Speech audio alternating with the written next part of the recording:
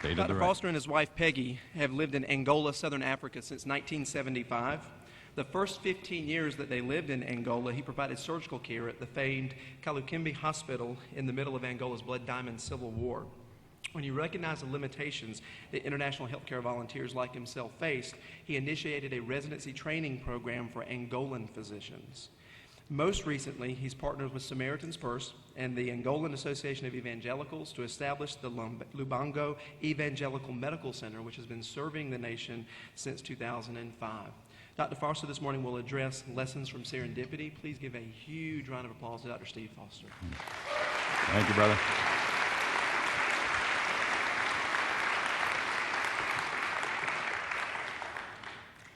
Well, thank you. It's a privilege to be here. A few minutes ago, we were wondering which turn we'd taken on the roads around here, and being totally new to this part of the world, didn't seem to matter whether we went left or right. We finally got here. Thanks, Nick. It's a privilege. Nick and I have known each other since the late 80s, and had the privilege of having Nick take a stage with us there at Kalukimbi Hospital while we were still there. And we've followed each other around the world, and today we have a chance to look back and look at the questions that if you'd asked me years ago, what do you think you were going to learn by going to Angola and spending 40-odd years there, I was told I needed to know 3 words when I first arrived. The first was paciencia, the second was paciencia, and the third was, you've guessed it, paciencia. And if you haven't guessed what paciencia is, it's patience. And so I've titled my talk, The Power of Patience, Persistence, and Perseverance, and looking back to look forward. Looking at lessons learned from a third-generation perspective, my granddad went to Africa from Moody Bible Institute in 1917 and found himself in northwest province of northern Rhodesia, now Zambia. And my father, with his brothers and sisters, were born there in the 1920s. My dad was brought back to Canada for a schooling and went to the University of Toronto Medical School in 1950, went to Zambia, where I grew up as a boy. And my granddad came to Angola in 71, and the top picture with the gray hair and the thinning thatch. The year I went as a student in medicine to Angola, to find out what it is when you're a third-generation missionary's kid. What's life going to be like?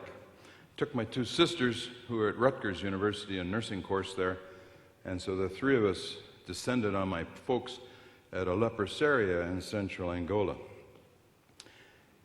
2 years later, I found myself married. It'd be 39 years tomorrow that we celebrate our anniversary, and my wife didn't know it, but we went and had a honeymoon in Angola. We were at Kavango. We had a lot of fun. Kavango was then just a half a dozen staff, as you can see, and some of you are scratching your heads, where on earth is Angola? So the red spot in the middle of the map of Africa down on the southwest corner is where we were. And Portuguese sort of found Angola 500 plus years ago, and a war had broken out in 61. By 73, 75, the Portuguese were getting tired, gave their independence to Angola in 75. And if you're trying to make comparisons, Angola is about the size of the eastern seaboard of the United States. If you draw a line from Boston to Chicago, Chicago to New Orleans, New Orleans over to Jacksonville, you've got an idea of the kind of size that, twice the size of Texas, but I didn't want to offend anybody from Texas. And we have about 18 million people, but nobody really knows. In 75, I had been writing to my father saying, you know, God should be sending somebody to take your place. You've been there for 5 years now. Why aren't you taking a holiday? And he said, well, I don't have anybody to replace me. And I made the mistake of saying, well, if God will enable, we'd be willing to go. And I was halfway through a general surgical residency program in Toronto at the time, and God opened doors. We spent 6 months there, Peggy 3, being shipped out during the time of kerfuffle and 300,000 plus Portuguese leaving the country. And this was the small crew of staff that we found there in 1975. Making friends that year, and one of them coming up to me as I was leaving in December, saying, "Steve, I want you to remember one thing. We're going to pray that you will come back." 2 years later, I was finished my residency. Where would I go? There were lots of places that needed docs, lots of places that needed surgeons, and so on. But where would I go? And Silva's simple, "We're going to pray that you'll come back," just burned a hole in me. And so I found myself asking, well, was a Marxist country going to take missionaries? No. Our church is going to send you to Marxist countries? After all, what a waste of time. Shouldn't they all go to hell on a greased rail, as some of our dear friends and some of our supporting churches said? Why would you worry about Marxists? They're just a bunch of communists. And so on, and so on. But those attitudes were there, but God kept whispering in my background, "What are you going to tell Silva when you meet him again? Maybe you only meet him in heaven. What are you going to say? You copped out. I had 2 kids. You can't really take little kids to a place at war," all that kind of stuff. But Kalukembe Hospital had been founded by Dr. Rudolf Bresche in 1944. It had grown to become a huge 200-bed hospital serving 250,000 people a year, and it had survived the transition to independence.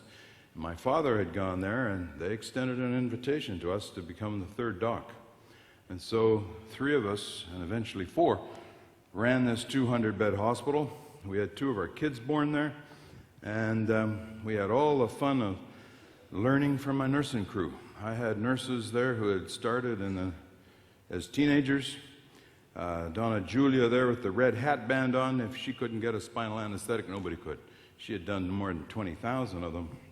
And she'd boil up the procaine on the end of a spoon with a Bunsen burner, sterilize it, let it cool in the syringe, sit there for an hour, and then she'd give all her anesthetics, 17 or 18 cases in the morning, mostly with spinal. And if she couldn't get them, I sure couldn't. And we introduced endoscopy and had lots of fun, but began to ask the question, after you've trained 100, 200 nurses, and you start to ask, well, where are the doctors ever going to come from? At that time, and I'll tell you a little bit more about the story, but at that time I was sort of thinking that doctors were somewhat important, and I'm still not sure. And I think one of the debates we need to talk about today is the role of middle-level providers, and we'll get there at the end of my talk. But I thought at that time in 1990 that training GPs was a good idea, and family health and so on was a good idea. So we set down a road with McMaster University in Ontario, with the medical school in Angola, and then I discovered that the Minister of Health and the Minister of Education didn't talk to each other, that nobody in the Faculty of Medicine knew about anything that was going on in the postgraduate of health sciences. There was no definition of postgraduate education in Angola, and so we ran into every barrier you can run into, plus war. 92 to 95 saw Angola go back to war. And so our program in this beautiful central provincial hospital, 200 clicks away from Kalukembe, we moved into the city and tried to carry out this program in this hospital. We ran into every imaginable complication, not the least of which was the fact that we didn't share the same value systems.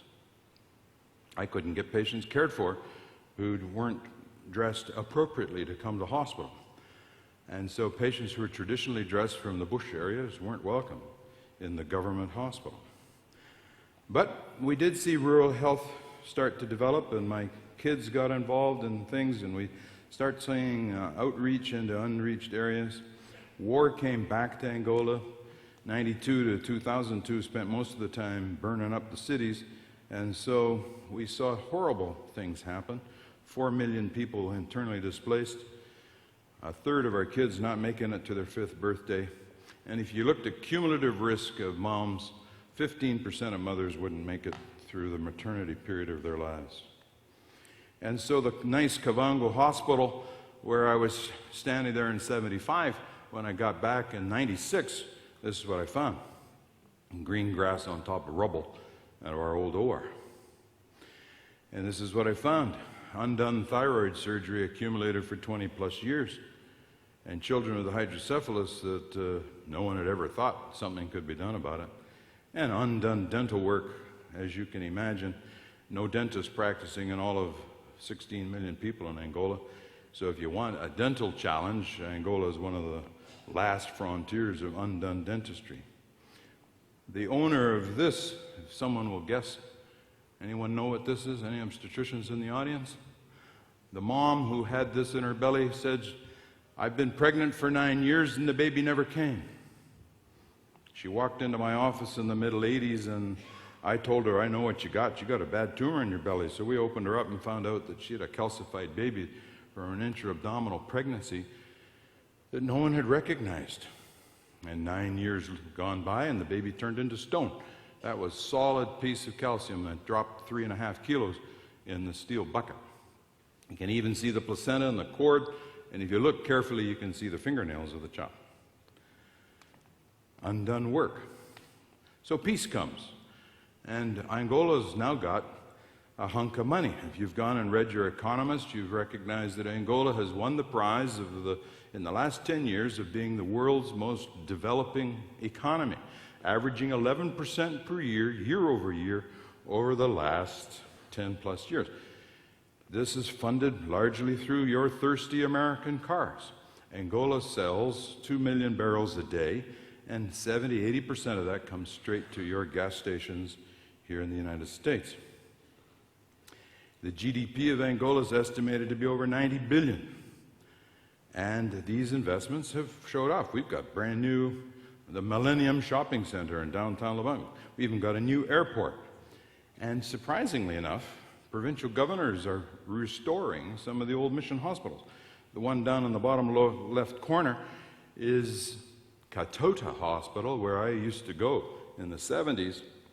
And the governor's a Christian, and he says to the church, "I'm going to rebuild that hospital. You are going to staff it."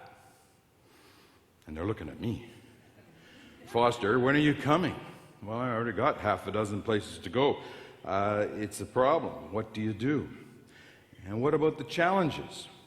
Although Angola has been throwing money at lots of things, 70% of our Angolans are still living on less than $2 a day.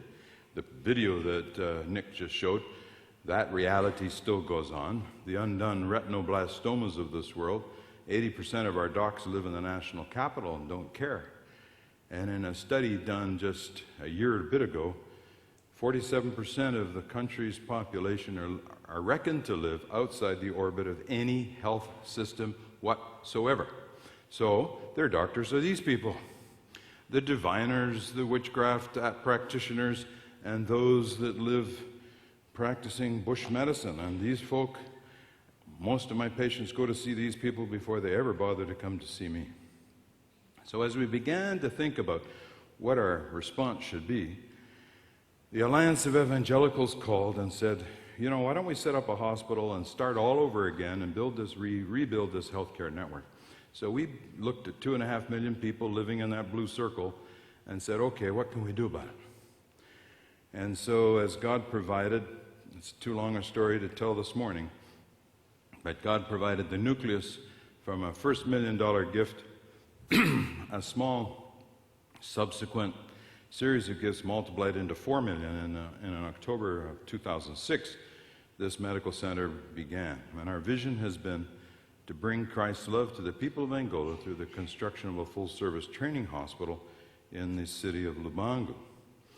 And we've set our goals to become a healthcare quality place. It even asked the question about quality as a question that nobody really knows the answer to train healthcare professionals as we can, to find out what really works as best practice, and to extend the network. We sit up on the top of a plateau 6,000 plus feet above sea level, and through the project many different partners came to join us, including Christian Blind Mission in Germany, even the Exxon Mobils of this world, and others.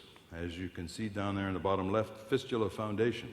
2.5 years ago, Fistula Foundation found us doing 60, 70 fistula girls a year, and they said, can't we help you? And that has been some of the most significant help that we've received in these last several years. And so the hospital has grown. We started with sort of a mini nucleus in phase 1A, and in phase 2 or 1B, We grew and added a laundry and kitchen facility because we couldn't get a license from the Ministry of Health if we didn't have it. And that took extra money from actually U.S. aid. You American taxpayers paid for that without you knowing it. And so we're very grateful.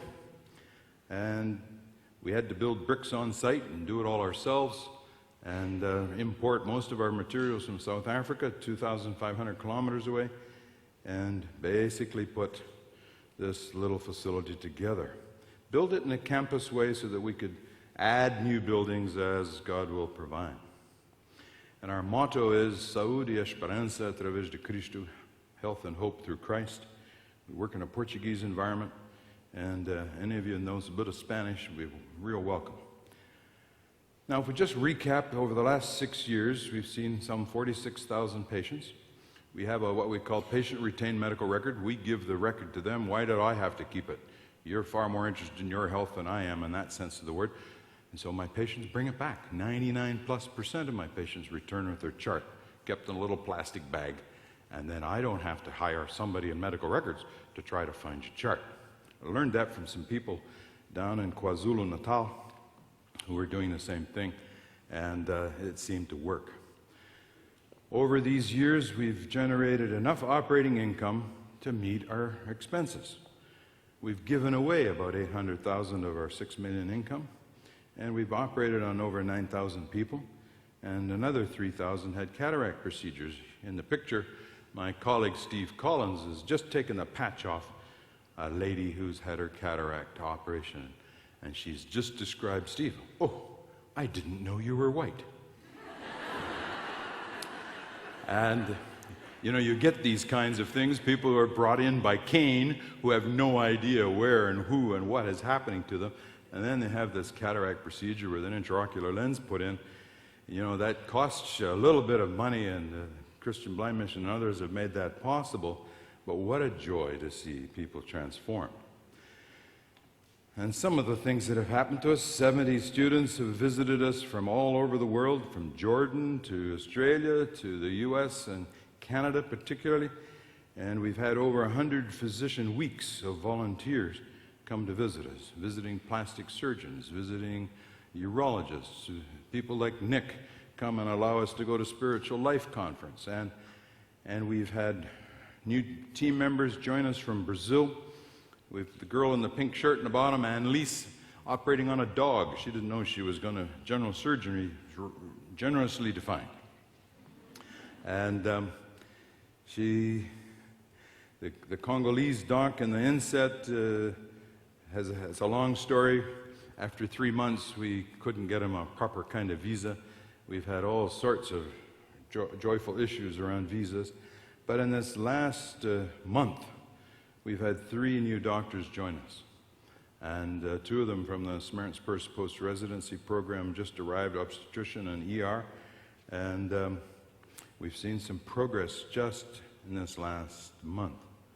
Our outpatients village, as you know, patients come hundreds of kilometers to African hospitals where there's any hope at all.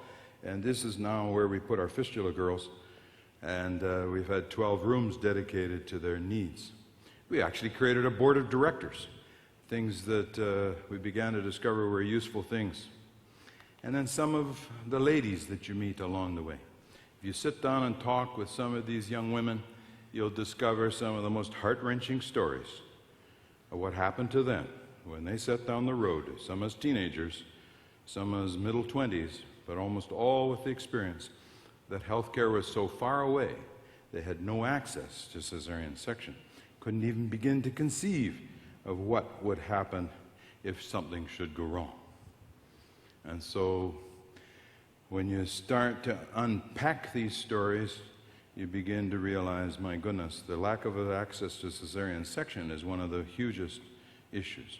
And so, as we look at ruins, Kavango is on the return. And that pile of, we went through the piles of bricks, found the decent bricks that were left, and redid what Nehemiah did years ago when he took the burned bricks and stones of the walls of Jerusalem and turned them back into new clinics and facilities.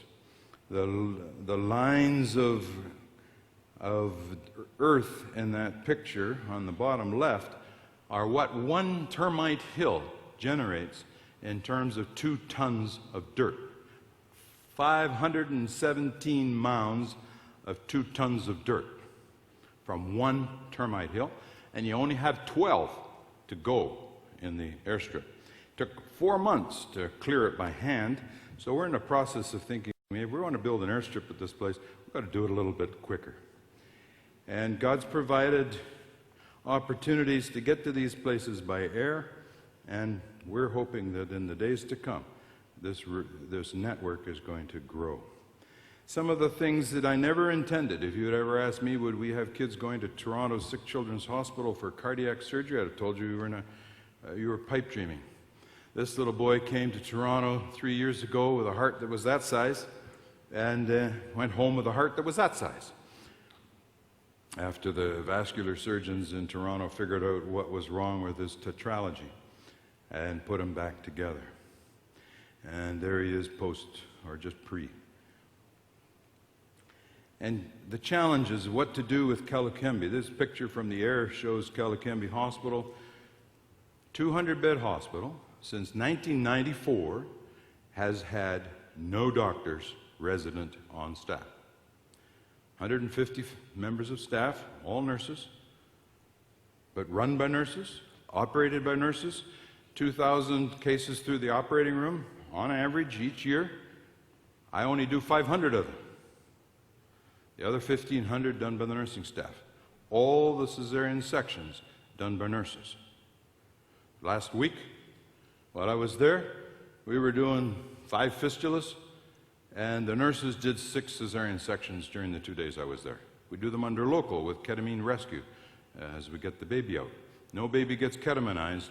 No baby wakes up trying to figure out what ketamine looks like, but moms forget that horrible pain we subject them to when we do the procedure under local.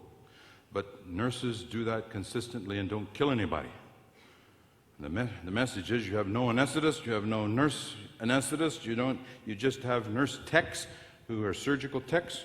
Keep it simple. You will save lives. And what we're doing with 100+ nursing students, kids with grade 8, grade 9, grade 10 education, is giving them an opportunity.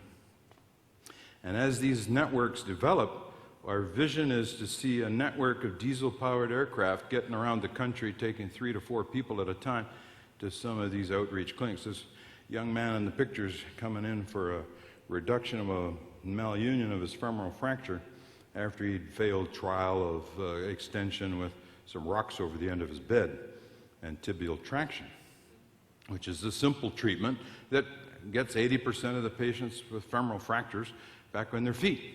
But there are a few people who need more complex care, and we do that after they fail. Simple service. And then the people that you meet in the bush who say to you, we built this little church, and this is where we drink. We have to push the cows aside to go down there to drink. When are you going to come and do something about it? We walk for 5 days into Namibia, the neighboring country to the south, to get access to health care. Don't you care? You sit up there 350 clicks north of us in the city of Lubango, but when are you coming to us? It's 45 minutes by aircraft to that place. It's 9 hours by 4x4. Who's going to make a difference? These kids don't know what bath and soap's all about. You know, mom's the only hope there is.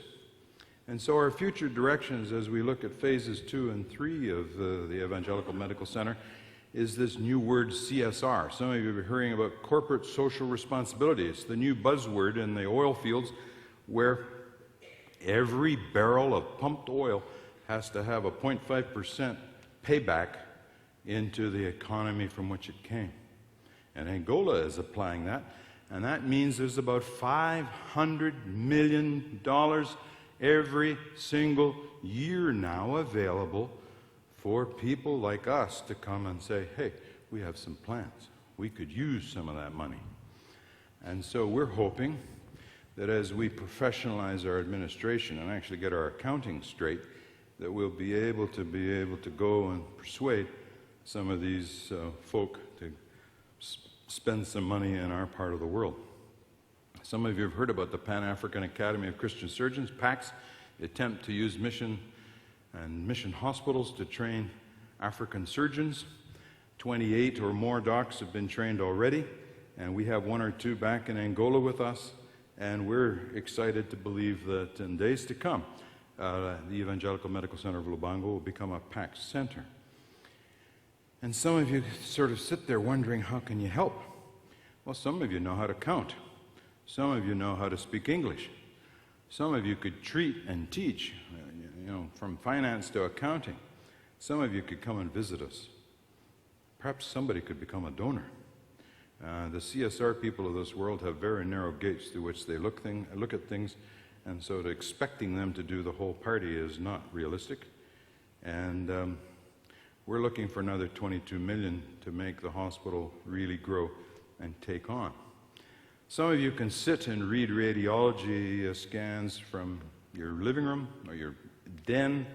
We've got guys in Saskatchewan who read x-rays for us, and using digital x-ray has simplified things a whole deal. We've got fellows involved in telemedicine and IT work. You'd be surprised how much has to happen. Well, my father, who believed God, was laid to rest in January this year. My mother continues with us, and the question I want to leave with you, I don't even know what time it is, Nick. Where are we at? Got 5. And the questions, when my father was asked, what would you like to be remembered for? He said something very simple, that I believed God. And in looking back on my own life and in looking forward now, and what will I believe God for? What is God able, willing, desirous of doing? Many of us have all sorts of reasons why we don't engage. We don't have $1 million to begin medical centers in Angola. Well, I wasn't asked to do that until I'd been 30 plus years in the mud, so to speak. That's not necessarily the first question at all. It's how will we learn that our God, who says, if you would just have the faith of a little child, and if you would just believe in my agenda, and after all, I did have the hairs of your head counted, and I continue to do so, can you live any longer than I will permit? So what are you worried about? The mortality rate of insertion of my grandparents' generation in the first 5 years in Africa was nudging 30% mortality. Today, if we ran a short-term missions program or any kind of missions program where we told you there was a 30% mortality, you'd look at us like there was something very wrong with what you're doing. Well, the things that are killing Angolans today aren't the things that killed my grandparents. It's motor vehicle accidents. It's diabetes. It's hypertension. You should look at the statistics and see the collision of first world and third world's mortality data. The stuff that used to kill isn't there. The only thing that's an exception to that rule still is malaria. Now, Bill Gates and a few others and some wonderful initiatives from the United States government have made a huge difference in malaria, but it's still the leading cause of death. Mentioned on the death certificate at the Evangelical Medical Center. 1/3 of our death certificates still have malaria written in to somewhere in the diagnosis. So what's going to keep you? And how are we going to learn the patience, the persistence, and the power of what God can and will do in people's lives? And one of the things that we've discovered is that as people get engaged and take a first step, and then it happens to be a second, and then a third, and then a fourth. And then you get bitten by what we call the love of Africa virus. It's a far more powerful virus than HIV because it keeps you in Africa for the rest of your days. And one of the things that happens is as you get involved, you will find things to do. And tomorrow I'm going to talk about medical cases. I'm not going to bore you with those kinds of details today, but those of you that really want to talk about Southern Africa, we'll talk about Southern Africa and some of the challenges that are out there. But the take-home message I hope today is that God uses ordinary people, God uses missionary kids and others, and He's exciting me by bringing new people to our team. We've seen new help. We've seen God sending docs from Brazil to us because they asked a simple question. They got on the internet and said, "Foster, you got any work for us?" And then they made the mistake of visiting Angola. And then now they're back. And we're just thrilled to believe that God's going to do wonderful things in days to come. And He's going to use people like you folk to get involved, to ask hard questions, to keep niggling away and worrying this issue. And let's figure out how to make middle-level providers work.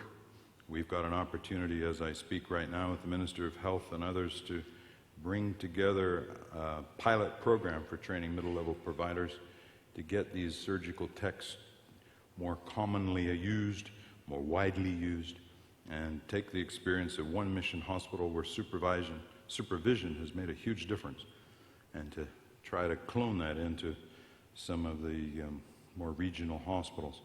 And as God provides, I believe we'll see differences in the outcomes of Angolans. So thank you very much.